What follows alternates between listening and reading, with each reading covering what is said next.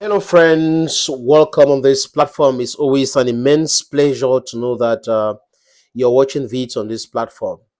This platform is to debunk the lies of the West. This platform is to talk about African unity. This platform is to call on our brothers and sisters, especially those who have a little power to try to pass through the message of concordance, the message of unity, because we didn't have all these borders in the very beginning. These borders were created by Europeans, and they created the borders because they wanted to divide us so that they could manipulate us woefully. So we should understand all these things. Quand j'ai fini de dire ça, les amis, le leitmotiv de notre plateforme, notre ligne éditoriale qui est africaine, africaine, africaine, l'émancipation de l'Afrique, la souveraineté de l'Afrique, économique, financière, linguistique, éducationnelle. Quand j'ai fini de dire qu'ici, nous prenons l'abolition des visas, de passeports, on veut juste les cartes d'identité pour reconnaître les gens en point c'est tout, pour circuler, je vais dire les passeports entre nos pays, mais pour se déplacer en dehors de l'Afrique, il faut le passeport. Quand j'ai fini de dire ça, que l'Afrique c'est un continent noir, mais l'Afrique aujourd'hui a des blancs, les orientaux et autres, d'accord, on accepte cela. Les Caucasiens, les Orientaux sont en Afrique, on accepte cela, mais la cohésion dans notre continent est quelque chose de très important. Nous devons lutter pour que ça soit réel. Les Kwame Nkrumah, les Patrice Emery Lumumba l'ont fait. Donc, comme ils étaient en minorité hier, on les a matés, on les a éliminés. Aujourd'hui, c'est qu'ils nous ont laissé cet héritage qui est lourd, nous devons porter cela. Et il y a des millions et des millions d'Africains aujourd'hui qui savent que c'est très important de suivre ce combat-là, de veiller les consciences pour que toute l'Afrique soit le Burkina Faso d'aujourd'hui, toute l'Afrique soit le Niger d'aujourd'hui, toute l'Afrique soit le Mali d'aujourd'hui. C'est ce que nous voulons pour l'Afrique. C'est tout le mal qu'on peut souhaiter pour le continent africain qui est un pays, je répète encore. Quand j'ai fini de dire ça, les amis, je voulais vous parler de l'Ukraine. Parce que ici, je vous dis quoi chaque jour? Que à chaque fois que nous analysons la situation qui se passe chez les autres, nous devrons analyser ça du point de vue de l'Africaine que nous sommes. C'est très important. From the African standpoint, that's the only way we can develop our mindset. That's the only way we can develop this aptitude of wanting what is good for Africa by debunking the lies, by constructing a narrative that is positive, that respects the norms, that is truthful to our sovereignty. L'Ukraine aujourd'hui, les amis, est en difficulté. En difficulté parce que l'Ukraine n'a pas voulu écouter les chefs d'État africains qui sont passés par Kiev. Les Occidentaux ont demandé à Kiev d'humilier les chefs d'État africains qui sont venus demander à l'Ukraine, oh, Zelensky, il est temps encore de négocier. Nous nous entendons bien avec Vladimir Poutine. Nous pensons qu'il est temps d'arrêter ce truc-là, signer les accords avec lui pour que la sécurité de l'Ukraine soit garantie et la sécurité de la Russie.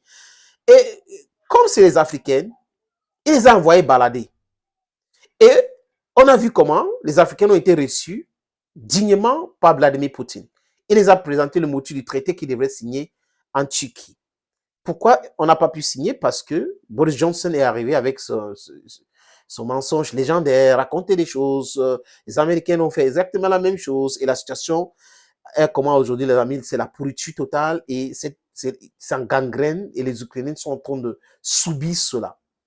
Et c'est même Ukraine qui a humilié les chefs d'État africains, mais qui vient créer les ambassades en Afrique, désolé les amis, en pensant que avec ces ambassades-là, on va recruter les Africains pour aller faire la guerre pour l'Ukraine. C'est plus possible. Nous sommes ici pour demander à tous les Africains de ne jamais accepter ce genre de choses. Ce n'est pas bénéfique pour nous, ce n'est pas de notre intérêt. On doit avoir des partenaires dignes. Et des partenaires dignes ne sont pas des partenaires de l'Ukraine. Des partenaires kieviens ne sont pas des gens dignes. Ils nous ont esclavagisés, ils nous ont manipulés, ils nous ont matés, ils nous ont colonisés. Donc on ne peut pas les faire confiance. Pour rien au monde. Quel est l'Africain qui va faire confiance aux politiciens occidentaux? Ce n'est pas possible. Aux Occidentaux, je veux dire. Ce n'est pas possible. Ce n'est pas du tout possible. C'est qu'on est perdu. Et quelqu'un avait dit que si tu es dans la forêt, que tu as vu un arbre 2 fois, ça veut dire que tu es perdu. Et on ne peut pas être dans la même situation tous les jours. Ce n'est pas possible. On ne peut pas être dans cette situation tous les jours. Donc, voilà l'Ukraine. Aujourd'hui, Robotine, qui était une ville symbole, qui est une ville que les Ukrainiens, l'année dernière, en juin, dans leur grand contre-offensif, avaient récupéré entre les mains de la Russie. Parce que les Russes avaient they retreated from the Robotine to protect their defense line. And that's what happened. Donc, l'Ukraine avait récupéré cette ville. Donc, cette ville symbole vient de tomber encore entre les mains des Russes. Et les Russes ont annoncé clairement que Robotine a été récupéré. Comprendre? You getting the message, what I'm saying? Donc, voilà donc l'Ukraine qui est en train de partir de catastrophe à catastrophe. L'Ukraine, quand l'Ukraine défend une ville, les Occidentaux disent quoi? Oh, c'est une ville symbole, c'est stratégique et autres. Quand les Russes récupèrent, on parle de village. Oh, il y a un autre village qui est tombé, vraiment, c'était pas si important. Nous ne sommes plus dupes. Nous connaissons ce genre de narrative. And that is a narrative that we don't want.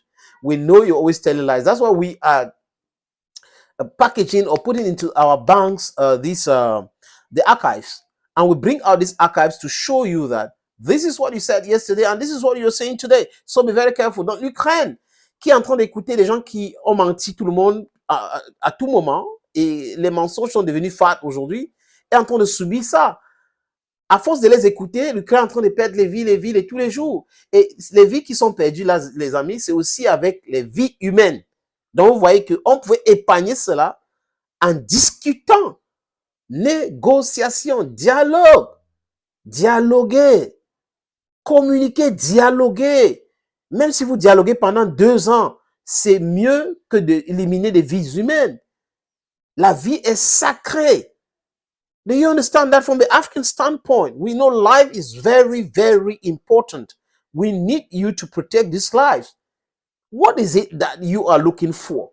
You know you can never defeat Russia. The West knows that it's difficult. Even in Washington, most brilliant experts have been saying this. Most generals are saying that it will be impossible for Ukraine to defeat Russia. If that was the goal, then we should relook the goal again. Ukraine will not defeat Russia. We've supported Ukraine with arms, billions and billions of arms, with expertise and all that. But with it, we have not changed the paradigm. So it's difficult to think that after 2 years of full support to Ukraine, nothing has changed, and then something will change tomorrow. So when you listen to the Secretary General of NATO saying that Ukraine can still win, Jens Stoltenberg, that's just pure political talk. He is defending his organization. When you hear Europeans saying that, oh, like Macron, oh, I will send soldiers to Ukraine and all that if the situation becomes very difficult. The situation is already difficult. Ukraine is faced with a difficult situation. The difficulty there is such that nobody can ignore it. So it's high time you send those guys. Send the boats there. And you know if you send the boats, what will happen to them? And your population back home, how are they going to take it? So these things are just very complex that you need to sit down and discuss to look for a viable solution to the problem. And everybody knows the solution. Guarantee the security of Russia. Russia is also going to guarantee the security of Ukraine. And it's a two-way something. Ce n'est pas quelque chose où les Européens ou les Occidentaux doivent gagner absolument, la Russie doit gagner absolument. C'est des frères.